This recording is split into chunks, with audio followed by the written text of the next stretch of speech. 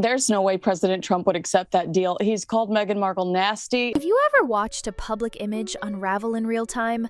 Not with a scandal so huge it rocks the world, but with something even more dangerous. A joke that lands so perfectly, it cracks the entire facade. That's exactly what happened when Colin Jost stepped onto the Saturday Night Live stage and with one smirk, turned Meghan Markle from a carefully curated icon into a cultural punchline. One of the conditions of Trump's new trade deal with the UK is that Harry and Meghan have to go back. For years, Meghan's story has been pitched to us like a modern fairy tale. The American actress who married her prince, walked away from royal tradition, and set out to build a brand as the world's most relatable Duchess. But beneath all the glossy documentaries and tearful interviews, something didn't sit right. And when Colin Jost opened his mouth, he didn't just poke fun, he exposed the tension everyone else was too polite to say out loud. Says he feels sorry for Prince Harry because his wife is a lot to deal with. Trump says he hates the way that Harry dealt with the late. It started with a simple quip. President Trump, he joked, had struck a new trade deal with Britain, and in exchange for opening British markets, the UK asked America for just one favor: keep these two. The audience roared. Even before he finished, the internet had started to crackle with that uniquely viral energy. And that was only the beginning. Because what followed was 10 minutes of surgical comedy that felt more like an intervention than a roast. Meghan wants privacy, Jost said, right after signing a string of Netflix deals, launching a podcast, and releasing her very own jam brand. It was the line about Princess Diana's ghost whispering, "Girl, calm down," that struck a nerve. Some people laughed, others gasped. But nobody could deny how raw and unsettling it felt to see Meghan's image finally, publicly mocked without restraint. You could almost sense the discomfort rising across the country. For years, Meghan has controlled her narrative with precision, carefully worded statements, exclusive interviews, and soft-focus photos. But in that moment, she was just another celebrity getting dragged for hypocrisy. A wannabe Diana with Wi-Fi, as Colin put it. And whether you love or loathe her, it's hard to deny that line stung because it felt true. While the crowd laughed, Meghan's defenders were noticeably silent. The lifestyle influencers who once tripped over themselves to post hashtags like #WeLoveMeghan paused. The progressive columnists who used to write glowing profiles about her courage and resilience didn't say a word. Even Hollywood, which had banked millions on her content, seemed to hesitate. And that silence, more than the laughter, signaled something was changing. You could see it in the numbers. Recent polls showed Meghan's popularity in Britain hitting record lows. Barely 1 in 5 Brits still had a positive opinion of her. Even in the US, where public sentiment has usually been softer, there's growing fatigue. People feel worn down by the endless interviews, the curated brand launches, the next big emotional reveal. It's not that her story is unimportant, it's that it never ends. And maybe that's the problem. Meghan's original power came from appearing authentic, a woman who'd survived the archaic royal system and told her truth. But when the truth is repackaged over and over, it stops feeling organic. It starts looking like strategy. So when Colin Jost described her as the first woman in history to escape oppression by signing with Spotify, it didn't feel like a cheap shot. It felt like a wake-up call. Still, if there's one thing Meghan has never lacked, it's ambition. In the last year alone, she's launched a jam line called American Riviera Orchard, teased new wellness products, and started filming another documentary series. She's positioned herself as a lifestyle tastemaker, someone who can teach the rest of us how to live simpler, better lives. But the contrast is jarring. While she preaches simplicity, she lives in a sprawling Montecito estate worth tens of millions. While she asks for privacy, she produces hour-long specials about her personal life. That tension between message and reality was always there. But it took a comedian, armed with nothing more than a grin and a microphone, to finally crystallize it. Meghan didn't respond publicly to the segment, but insiders leaked that she was furious. She felt blindsided. She believed the jokes were misogynistic, mean-spirited, designed to tear her down. But critics were quick to point out, if you want to control every word said about you, you're in the wrong country, and definitely in the wrong industry. As the clip racked up millions of views, something almost stranger happened. The hashtags began trending. PR princess, fake Diana, Meghan fatigue, and then they kept going. Instead of the usual outpouring of celebrity support, there was a quiet consensus. Even people who once defended her seemed to shrug. It's not that they suddenly despised Meghan, it's that they were tired. Tired of the narrative, tired of the performance, tired of feeling manipulated by another glossy product launch. And while all this unfolded, Kate Middleton, the Duchess Meghan has been compared to since day one, remained silent. She smiled at charity events, she raised her children. She never said a word about podcasts, documentaries, or personal healing journeys. And ironically, by doing nothing at all, Kate only looked better in contrast.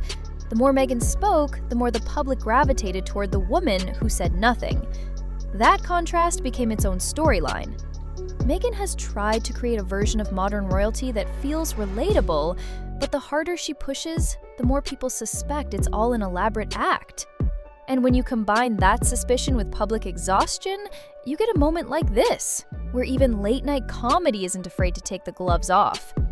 Hollywood insiders are already whispering about what this means for Meghan's future.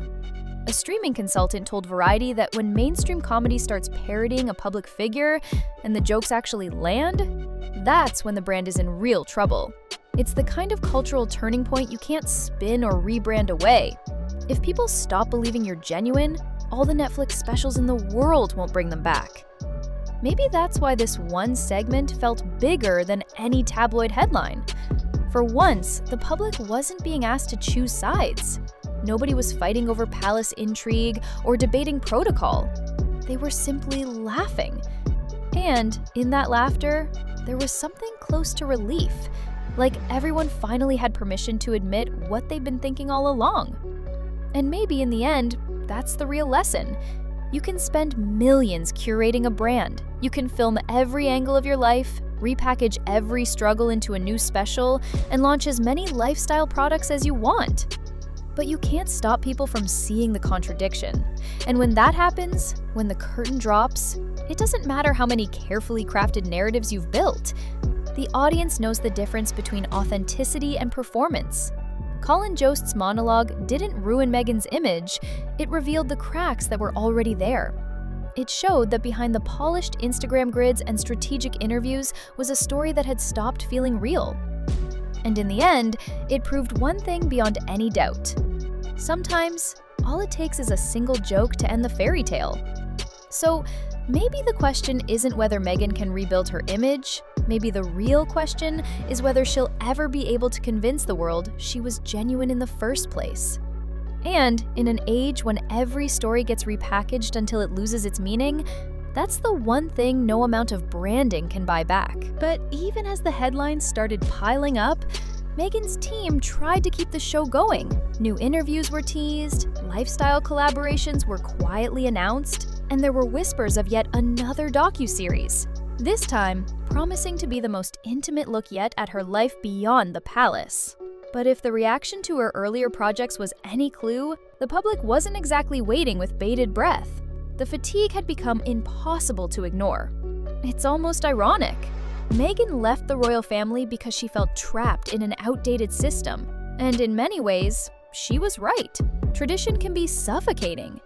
But instead of escaping, she built a new version of that same cage. Only this time, it had better lighting and a streaming contract. The rules were hers to set, but the constant need for validation stayed exactly the same. Meanwhile, Harry, who once seemed like the rebel prince, now looks more like a supporting character in someone else's scripted reality. When he sat down for interviews to talk about trauma and family conflict, it was easy to sympathize. But after the third or fourth time, the story began to sound rehearsed. The sincerity blurred with spectacle. And even loyal fans started asking the obvious question, how much of this was about healing and how much was about staying relevant? If there was a single moment that summed it all up, it was Meghan's Montecito Jam launch. In another life, it might have been charming. a Duchess reimagined as an artisanal entrepreneur. But after years of carefully packaged narratives, it felt like another episode in a series nobody asked for. Critics were merciless, calling it a lifestyle brand searching for a soul. The timing couldn't have been worse. While Britain wrestled with real economic hardship, Meghan was hand-delivering jars of jam as if they were sacred gifts. Even the memes had a point. They didn't just poke fun at her products or her Netflix specials, they zeroed in on something deeper. A suspicion that Meghan's idea of authenticity was, ironically, the most inauthentic thing about her. That everything, from the interviews to the Instagram posts, was designed to keep the spotlight firmly on her own story of transformation. And as more comedians, commentators, and everyday viewers joined in, the joke started to feel like a kind of cultural verdict. Not everyone who laughed was cruel. Some were simply relieved to see the polished illusion finally challenged. When a public figure tries to occupy every corner of the conversation, eventually, people get tired of listening. Even if what you're saying is important, even if you believe every word, the impact reached further than Meghan likely imagined. Executives at streaming platforms reportedly took note of the SNL segment's reach. Some insiders hinted that future deals would be evaluated more carefully. After all, brands and networks invest in stories that make people feel something: admiration, curiosity, inspiration. But when the main feeling becomes irritation, the business model starts to wobble. And while Meghan's circle tried to spin the backlash as evidence of misogyny, it didn't fully stick. Because the critique wasn't about her gender, it was about the growing gap between her words and her actions. The moment when the narrative of victimhood started to look more like a marketing strategy than a lived experience. For some, that realization felt like betrayal. For others, it was just disappointing. If you look back, you can see how the seeds of this moment were planted years ago. When Meghan and Harry first stepped down as senior royals, they had an opportunity to redefine what modern royalty could look like: independent, relatable, unfiltered. But somewhere along the way, the mission to inspire turned into a mission to monetize. And once the public senses that shift, it's almost impossible to walk it back.